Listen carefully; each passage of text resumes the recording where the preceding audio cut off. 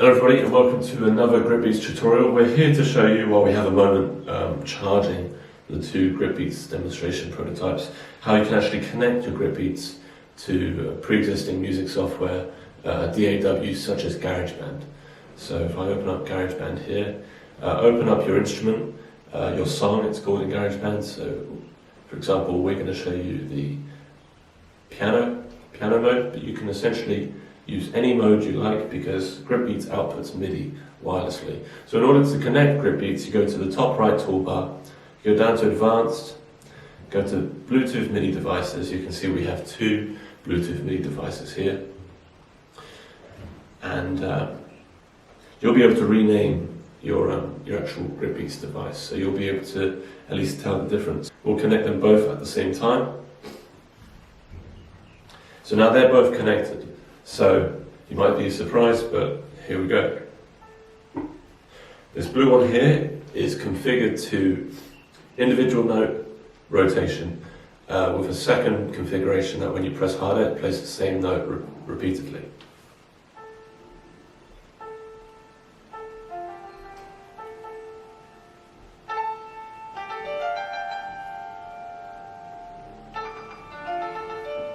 Of course, when it's plugged in, it's a little difficult to wear, but it's definitely possible to do. Ideally, you don't want to be charging while you're doing a motion, a movement mode, for example, grip mode or wrist mode.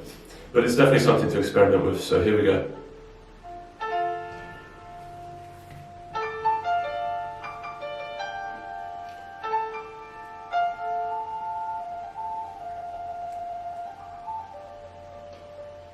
And it slows down also depending on how hard you grip.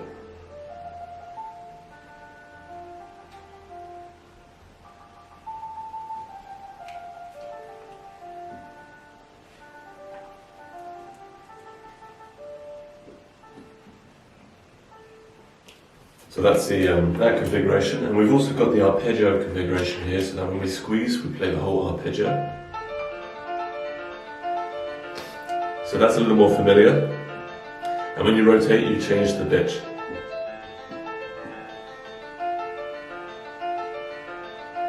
When you squeeze harder, you play faster.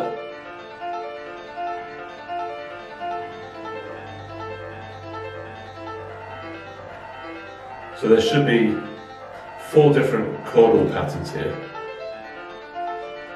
And like we've mentioned on the page, you can change the range of movement mapped to, assigned to the actual chords themselves. For example, if you imagine it as a pie, you might imagine this particular angle to be a certain pattern of the chord you're playing, and then this to be the next chord. Well, you can adjust these. So for example, say you want a smaller section of that pie to be your D major arpeggio, and then the much larger section of the pie to be your C major. That's perfectly possible, and that can be configured within the app. For this example, we've made everything the same size. So essentially, in that pie of the 4 chords, each of them have 90 degrees.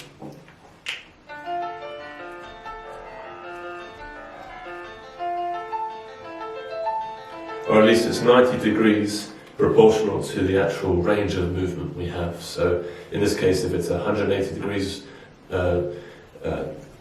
degrees of movement freedom we have, then you divide that by 4, and it's about 45 degrees angle, 45 degrees for each chord you get.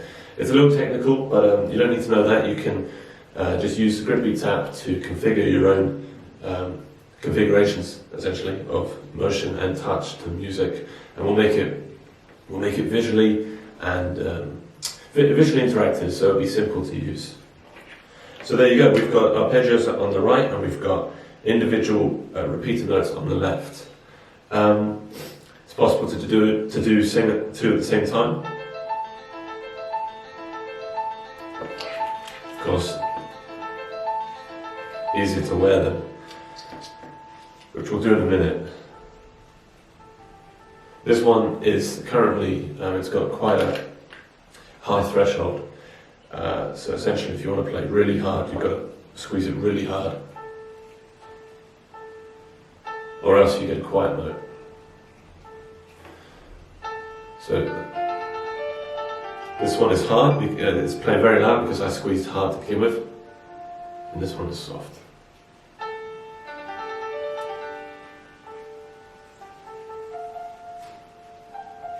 There you go.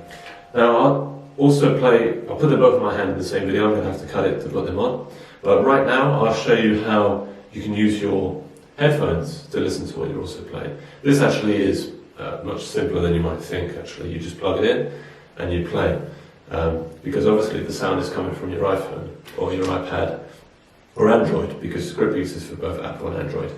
I won't demonstrate that, but I will demonstrate how you can also connect your Bluetooth headphones to such device. So these are a pair of JBL Bluetooth headphones. Now in order to connect your wireless headphones, you just, as usual, you go to your settings of the device and you go to Bluetooth, find that particular peripheral Bluetooth device. Mine's JBL Live 650 BTNC. That's connected. So now if I go back to GarageBand and I turn up the volume here, I mean the GarageBand at least tells you that you're using the Bluetooth. And now we'll play. So you can hear they're coming out the actual headphones. So now when I squeeze the device, you should hear out the headphones. So now what you have is a portable virtual musical instrument, which only you can hear. Pretty fantastic. Okay, let's put these on my hand.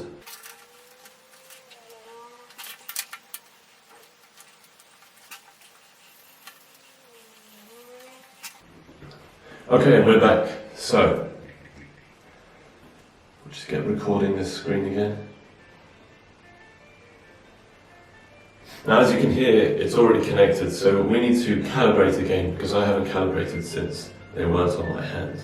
So you go to Settings, Advanced Bluetooth MIDI Devices, disconnect like that. Now, you see the two Bluetooth MIDI devices here, we'll connect them both. They'll both be calibrated to my hand. Connected. So now you'll hear through the headphones how I'm controlling arpeggios with this hand. And changing the pitch through rotation. And then through this hand, I'm actually playing the melody.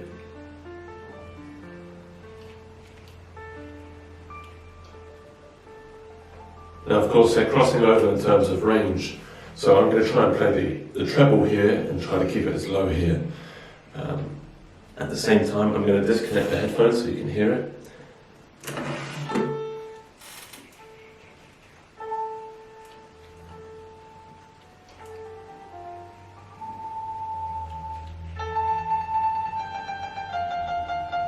There you go, so that's the melody and arpeggios.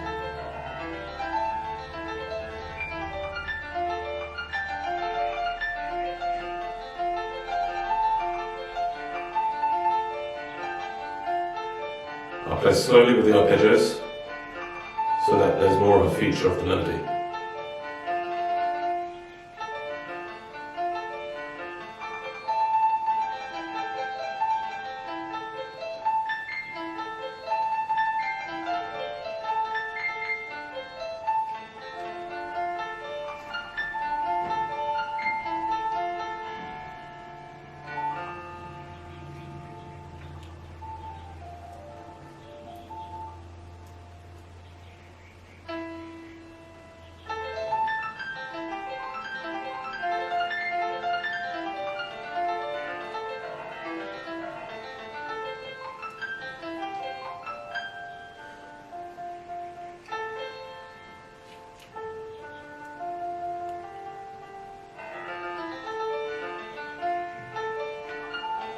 So what would be a better example is to configure this device to be an octave higher so that you can actually hear the melody that I'm playing. But at the moment there's a lot of overlap because they both share the same range in a lot of the places. However, you should be able to get the concept of how you can control harmony and chords with one hand while the other hand plays melody, where the whole assignation of and configuration of motion to music can be changed within the app.